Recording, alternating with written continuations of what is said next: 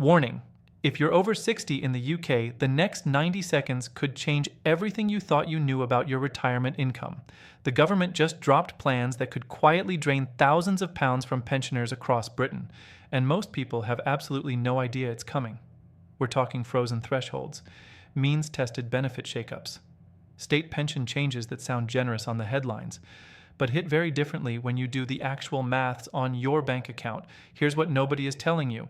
Inflation is already eating your savings alive, energy bills are stubbornly high, and now the very safety net millions of seniors built their entire retirement around is being pulled tighter. The triple lock, under pressure, pension credit eligibility being reviewed, winter fuel payments already scaled back for hundreds of thousands. This isn't a maybe it'll affect me situation. This is happening right now, to real people in real households across England, Scotland, Wales, and Northern Ireland.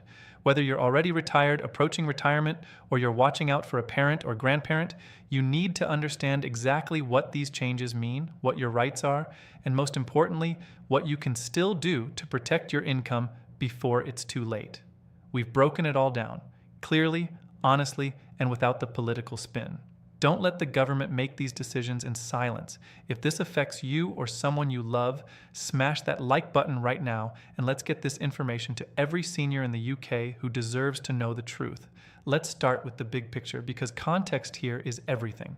The UK government has been under enormous financial pressure for years now, and when governments feel that pressure, it's almost always ordinary people, not politicians, not lobbyists, not wealthy corporations, who end up absorbing the blow. And right now, the group absorbing the heaviest hit is Britain's senior population, people who worked for decades, paid their taxes, followed the rules, and were promised a retirement that would at least keep them stable. That promise is cracking, and it's cracking fast. So let's talk about what's actually on the table, because the details matter far more than the headlines suggest. The government has been reviewing pension credit, means testing benefits more aggressively, and making quiet structural changes that won't grab front-page attention, but will absolutely show up in your monthly income. These aren't dramatic, sweeping announcements. They're the slow, administrative kind of changes that slip through without protest, because most people don't fully understand them until the money is already gone. That's exactly why we're here today, to make sure you see it clearly before it hits you. Let's begin with the state pension itself, because this is the foundation everything else sits on. The triple lock, the policy that guarantees the state pension rises each year by whichever is highest between inflation, average earnings growth, or 2.5%, has been one of the most important protections for pensioners in modern British history. It was designed to make sure retirement income never fell hopelessly behind the cost of living. But there has been growing political pressure to water it down, reform it, or scrap it altogether. Government insiders and think tanks have argued it's unaffordable in the long term. And when powerful people start using words like unaffordable about your pension, you need to pay attention, because that language is almost always the first step toward action. Now here's where it gets more personal. Even with the triple lock still technically in place, the reality for millions of pensioners is that the state pension alone is simply not enough to live on comfortably in 2025 Britain. The full new state pension sits at just over £11,000 a year. That sounds like a number until you start paying rent, buying food, heating your home, and managing any kind of health expense. It evaporates. And for the millions of seniors who rely on that as their primary or only income, the margin between managing and struggling is razor thin. Any government adjustment, even a modest one, can push people from one side of that line to the other overnight. Pension credit is the benefit designed to top up income for the poorest pensioners, and it's been a genuine lifeline for millions. But the government's recent approach to means testing has become increasingly strict, and the eligibility criteria are being scrutinized in ways that could exclude people who genuinely need support. What makes this particularly cruel is that pension credit is already one of the most underclaimed benefits in Britain. Billions of pounds go unclaimed every single year simply because people don't know they're eligible, or the application process feels too complex and overwhelming. And instead of fixing that problem, instead of making it easier for struggling seniors to access what they're entitled to, the policy direction seems focused on tightening who qualifies rather than expanding who gets help. Then there's the winter fuel payment, which has already become a flashpoint of real anger and real hardship. The decision to means test the winter fuel payment, removing it from millions of pensioners who previously received it automatically, was one of the most controversial social policy decisions in recent memory. For many seniors, particularly those in older, less energy-efficient homes, that payment wasn't a bonus. It was a necessity. It was the difference between heating the house and sitting in the cold.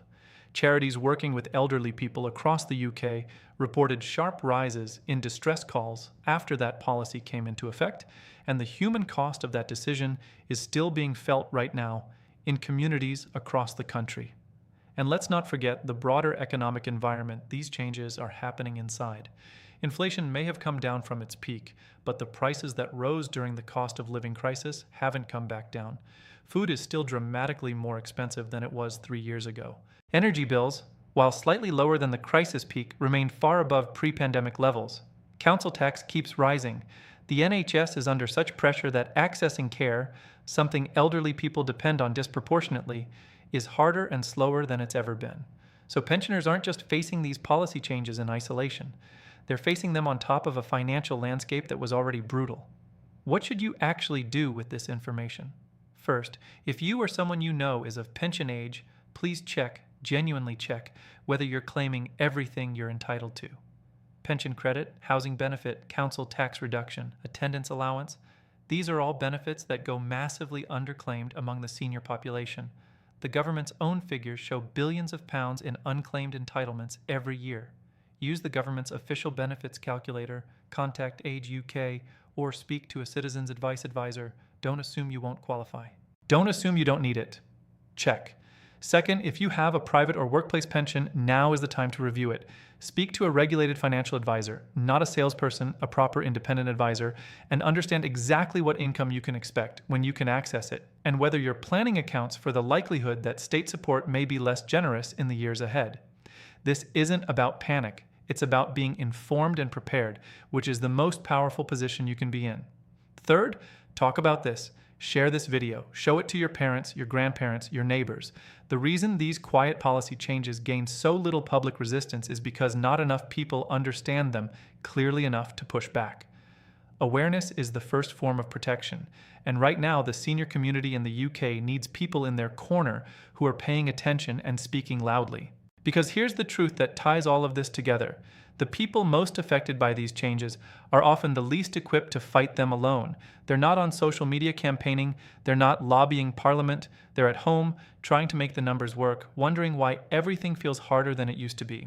They deserve better. And the very least the rest of us can do is make sure they know exactly what's happening to them, and exactly why. Stay informed, stay vocal, and don't look away from this one.